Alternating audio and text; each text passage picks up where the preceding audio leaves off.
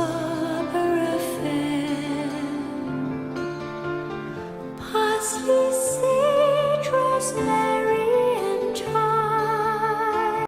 Olá, pessoal, bem-vindos ao Fator Paranormal. Eu sou o CRIS de PASCHOAL e hoje eu quero compartilhar com vocês dois documentários de MICHIO KAKU, um dos PhDs em física mais famosos da atualidade. Eu quero que você saiba os conceitos que ele está trazendo sobre a questão alienígena e a possibilidade de um contato muito em breve. UFO believers, listen up. You may well be vindicated. We are back with an out-of-this-world town square and a new book out later this week. Government officials, pilots, and scientists going on the record about their own close encounters. Michio KAKU, professor of physics at CUNY University and host of Sci-Fi Science on the Science Channel, got to read the book early, and he joins us with a review. Quite simply, Professor, do unidentified flying objects without question exist? 95% of all UFO sightings can be immediately identified as the planet Venus, weather balloons, weather anomalies, swamp gas, you name it, we've got it nailed. It's the 5% that give you the willies. 5% remain totally unexplained. And you're saying to 5% unexplained to the point where they are legitimately an unidentified flying object. And we're talking about generals, we're talking about Air Force pilots, we're talking about governors of states that claim that, hey, this is beyond our understanding of the laws of physics. Can I have an unidentified flying object that is not necessarily from some other place? It's possible, but we've looked at all the alternatives. These are multiple sightings by multiple modes. In other words, pilots, eyewitnesses, radar, visual sightings. These are very hard to dismiss, the handful of sightings. One over Alaska, another over Belgium, another over Iran. The handful of things that still cannot be explained defy known laws of physics. So then, by that definition, does this confirm the existence of life on other planets, in your opinion? I wouldn't go that far. We need alien DNA or an alien chip. That would nail it to the wall right there. We don't have that. We don't have the smoking gun. But this book is as close as you're going to get to the smoking gun. We're talking about senior military officials who were involved in the investigations of these incidents saying we are clueless. If you were to look at those who argue, well, hang on, there's no way that they could get here from some other planet, that the technology doesn't exist, the stars are too far away, you rebut that sort of thinking with what? Those people assume that there may be 100 years ahead of us, in which case it's impossible for them to reach us. But if they're 1,000, 1,000,000 years ahead of us, then new laws of physics begin to open up. So we have to open our mind to the possibility that they're not just a super version of us, that they could be thousands, millions of years more advanced. Why would they not then pay us a visit in a way that is more recognizable? Go visit the White House, maybe stop out to Yellowstone. My point of view is if you're walking on a country road in, say, an anthill, do you go down to the ants and say, I bring you trinkets, I bring you beads, I give you nuclear energy, or perhaps maybe you step on a few of them? If they're that advanced, maybe they simply are not that interested in us. All right. Listen, Professor, it is an absolute pleasure. If we have any strange sightings, at least now I know who to call.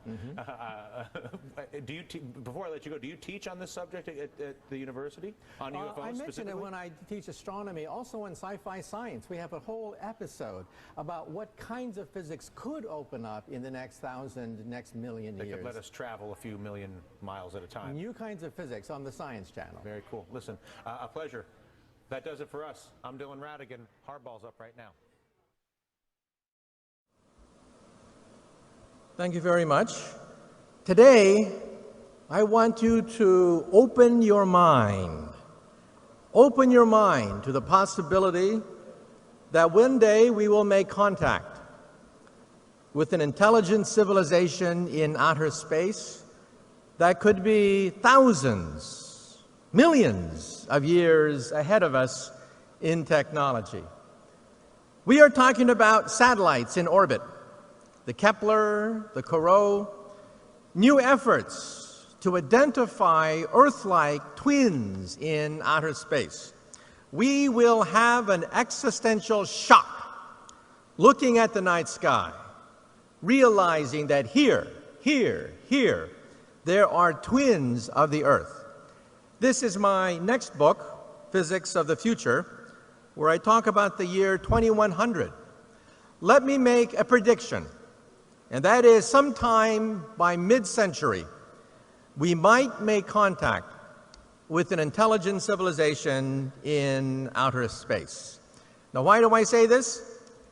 Because even as we speak, the Kepler satellite, the CRIS satellite, are identifying hundreds of exoplanets in outer space, 500 identified so far. The first Earth-like twins are now being identified. Perhaps they have liquid oceans. Perhaps they have organic chemicals. Perhaps they have amino acids. Perhaps they may even have life. This is one of the goals of scientists looking for signs of life in outer space. But then the question is, if we find microbial life in space, that is not very interesting. But the SETI project has gotten an infusion of funds. They can now analyze 1,000 times more stars than before. And the SETI project wants to eavesdrop on intelligent conversations in space. I'm a physicist. When we physicists look for alien civilizations, we don't look for little green men. We look for energy consumption. We look for type 1, type 2, and type 3 civilizations. A type 1 civilization has the power of an entire planet. They control the weather. They mine the oceans. They control volcanoes. They control earthquakes. Buck Rogers, Flash Gordon would be an example of a type 1 civilization, a planetary civilization in space. A type 2 civilization in space controls the output of a star. They play with stars. They are immortal. Nothing known to science can destroy a type 2 civilization. Ice ages can be modified. Meteors, comets can be deflected. Even the death of their sun is not a problem. They can either move their planet, reignite their star, or simply find a new star in space. This is a type 2 civilization.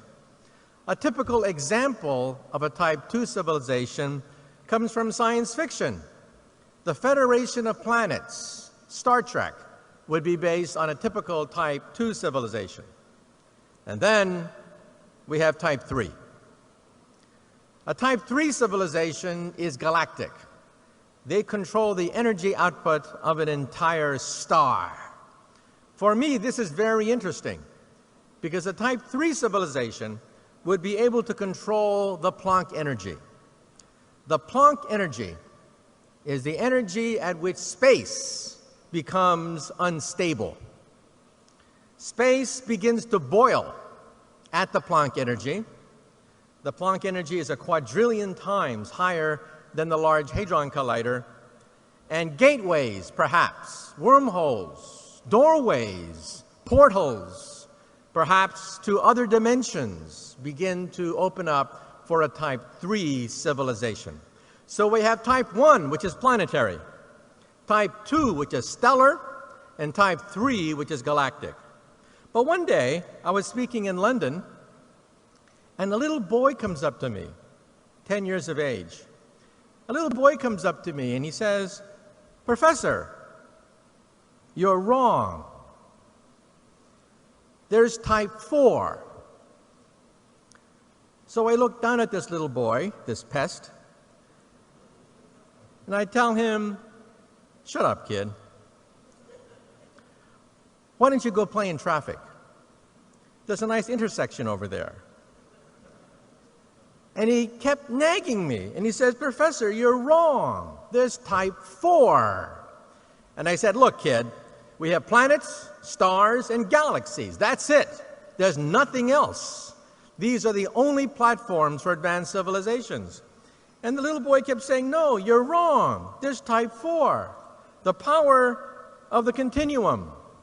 Now, for you Star Trek fans, you know that the power of the continuum is the Q. There is something beyond galactic, and that is dark energy. There is an energy source beyond the galaxy itself, making up 73% of the entire universe, dark energy. And then the question is, if we start to explore outer space and look for advanced civilizations, why don't they talk to us? Why don't they land here in Saudi Arabia and say, we come in peace? Well, my attitude is, if you walk down a country road and you see an anthill, do you go down to the ants and say, I bring you trinkets, I bring you beads, I give you nuclear energy, take me to your leader? Or maybe you step on a few of them. Maybe we're simply not that interesting. So let me now close on the following note. What lessons can we take from this? First of all, this has theological implications. Giordano Bruno was burned alive 400 years ago in 1600 for saying that there are civilizations in outer space. Because if so, the Catholic Church said, do they have a pope? How many popes are in outer space? 1,000? 1,000,000? 1 billion popes? How many saints are there in outer space? The mind boggles thinking about billions of saints, billions of popes in outer space. Rather than think about billions of popes, they simply burned Giordano Bruno alive. What does it mean for us? What are we? Are we type 1 that control the power of a planet? Are we type 2 that control the power of a star? Are we type 3 that can control galaxies, alter the fabric of space and time? No. We are type 0. We get our energy from dead plants, oil and coal. But take out a calculator. How long will it take for us to become type 1? The answer is 100 years. Around the year 2100, we will become a type 1 civilization. And we see the beginnings of that now. What is the internet? The internet is a type 1 telephone system. We are privileged to be alive to see the birth of a type 1 telephone system. What is the European Union? The European Union is the beginning of a type 1 economy. Why are we here today? We are seeing the birth of a type 1 economy. What is football? Football is the beginning of a type 1 sports. Get on the internet. What are the most common languages on the internet? Number 1 is English. Number 2 is Mandarin. We are beginning to see the beginnings of a type 1 language. What is rock and roll? The beginning of a type 1 youth culture. What is Chanel and Gucci? The beginning of a type 1 high fashion. So let me tell you that we are now witnessing the greatest transition in the history of the human race. Transition from type 0 to type 1. The generation now alive is privileged to see the birth pangs of the birth of a new civilization, type 1. Planetary energy, planetary economy, planetary environment.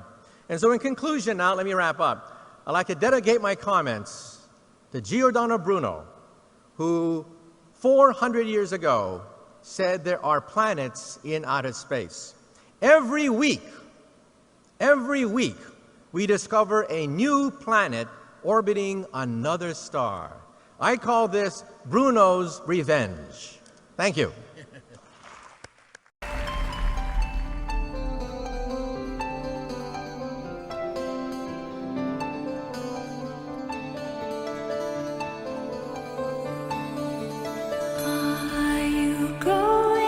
discover a fair,